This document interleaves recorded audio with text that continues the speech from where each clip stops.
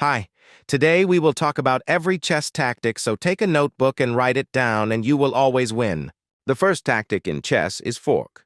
A fork in chess is a tactic where a single piece, usually a knight or queen, attacks two or more important pieces of the opponent at the same time.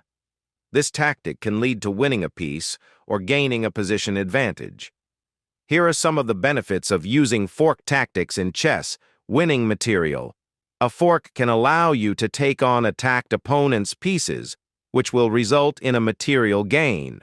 For example, if your knight attacks two rooks at the same time, you can take one of them in the next move, creating an advantage in the position.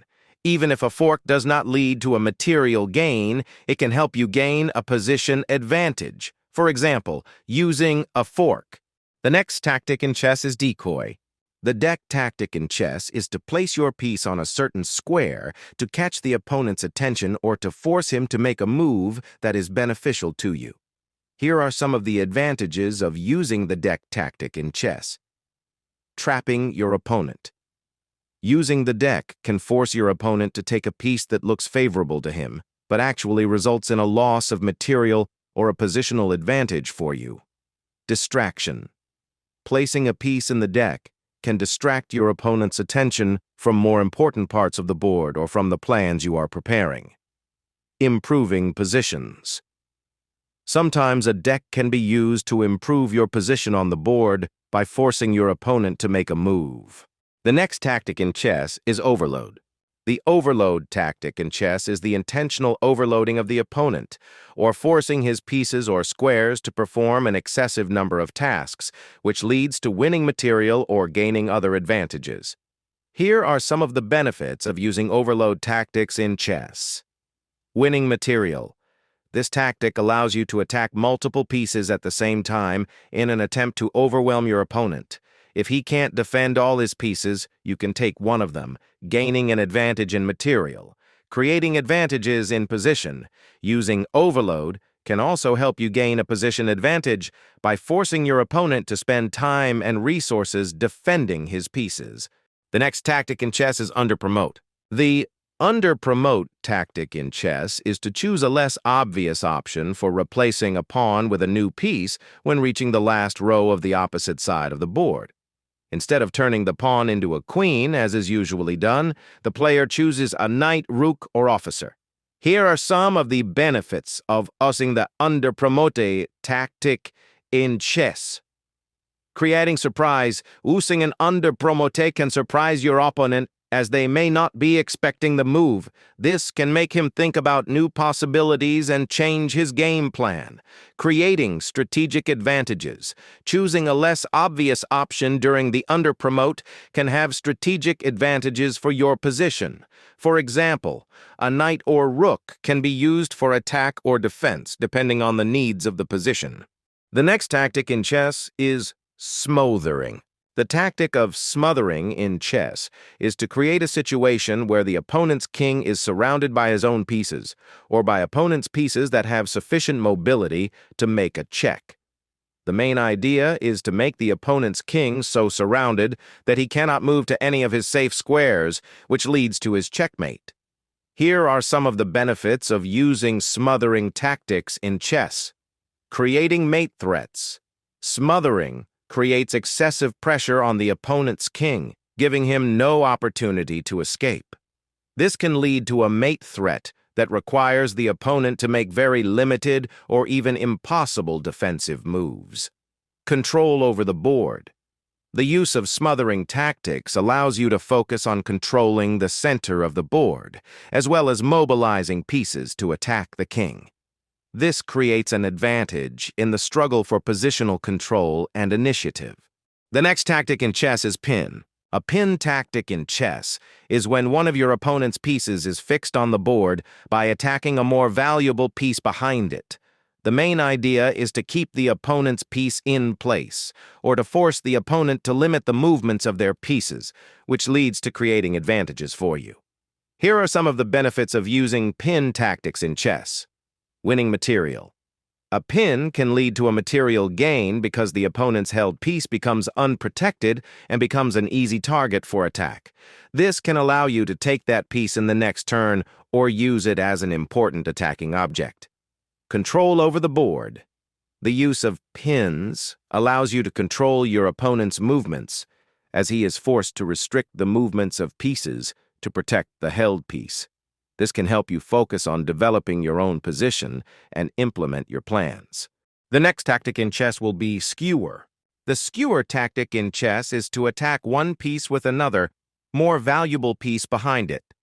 The main goal is to force the opponent to move or lose the more valuable piece. Here are some of the benefits of using skewer tactics in chess. Gaining material.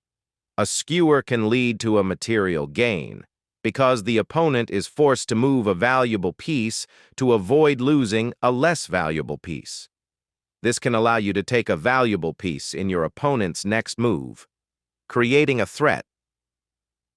A skewer can create threats for the opponent, forcing him to spend time and resources to defend valuable pieces. This can lead to a waste of time or even mistakes in responses. The next tactic in chess will be windmill. The windmill tactic in chess is a type of combination in which the rook or queen constantly attacks the opponent's king, forcing it to move at all, while other pieces strike, defend the king, or create threats. The main idea is to use the interaction between the pieces to continue a series of attacks and make profitable moves. Here are some of the benefits of using windmill tactics in chess. Winning material. The windmill often leads to a material gain, as the opponent is forced to move his king at all to avoid the mate. During this time, you can perform an attack and take the pieces that are left unprotected. Creating a threat to the mate using the windmill can create a series of mate threats, forcing your opponent to move his king at all to avoid a loss. This opens up the possibility for new attacks and the development of the attacking initiative. The next tactic in chess will be mating net. The mating net tactic in chess is a strategy aimed at creating a network of attacks that surrounds the opponent's king and ensures its checkmate. The main goal is to force the opponent's king to stay in the center of the board or limit its movements so that it can be mated. Here are some of the benefits of using the mating net tactic in chess. Creating controlled pressure. Mating no allows you to control the center of the board and your opponent's movements by forcing his king to be missing or restricted in movement. This creates an advantage in controlling the game and initiative. Creating threats to the mat. Creating a network of attacks allows you to create a mate threat that forces the opponent to spend his resources on defending the king. This can distract him from his strategic plans and allow you to take the advantage in the game. The next tactic in chess will be perpetual.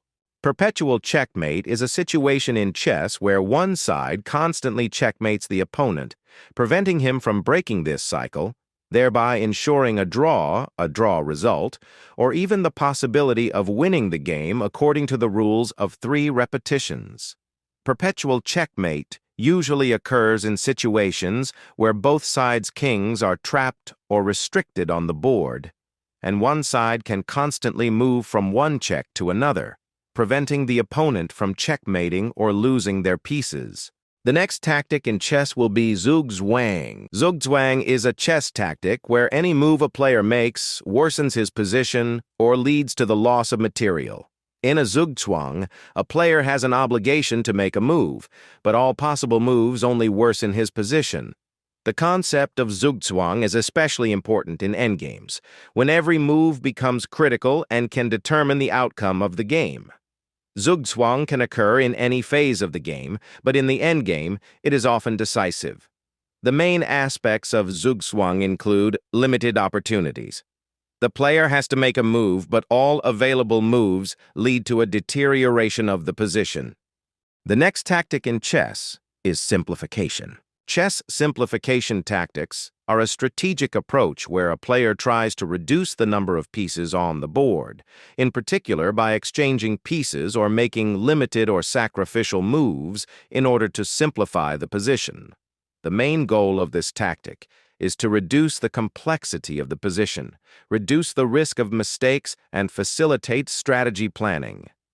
The main aspects of simplification tactics include reducing the risk of errors, reducing the number of pieces on the board can reduce the number of options to consider, which helps the player avoid misfires or failures. The next tactic in chess is battery. The battery tactic in chess refers to a positional strategy where two pieces of the same color team, usually a queen and rook, are placed behind each other on the same line or diagonal. The piece in front is often the queen and is called the wealth, while the piece behind can be the rook or queen and is called the battery rook. The main goal of the battery is to use the synergy between these pieces to perform an attack or defense. An important part of this strategy is to create tension on a line or diagonal, which may require a response from the opponent or create conditions for winning material or gaining an advantage in the development of the attack.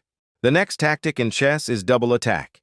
The double attack tactic, or binary attack in chess, is to make a move that simultaneously threatens two or more of the opponent's pieces. This can be an attack on pieces that appear weak or insufficiently protected, or on pieces that are of strategic importance to the opponent. The main aspects of the double attack tactic include creating a threat to the enemy. A double attack creates a problem for the opponent because he must respond to a threat to one or more of his pieces. The next tactic in chess will be sacrifice. The chess sacrifice tactic, or sacrifice, is a tactic in which a player tries to gain an advantage in the form of material compensation or a position advantage by sacrificing one or more of his pieces. This tactic is used to create winning opportunities, improve position, or win the game. The main aspects of sacrifice tactics include creating an attack. A player can sacrifice material in order to activate an attack on the opponent's king or weak positions on the board.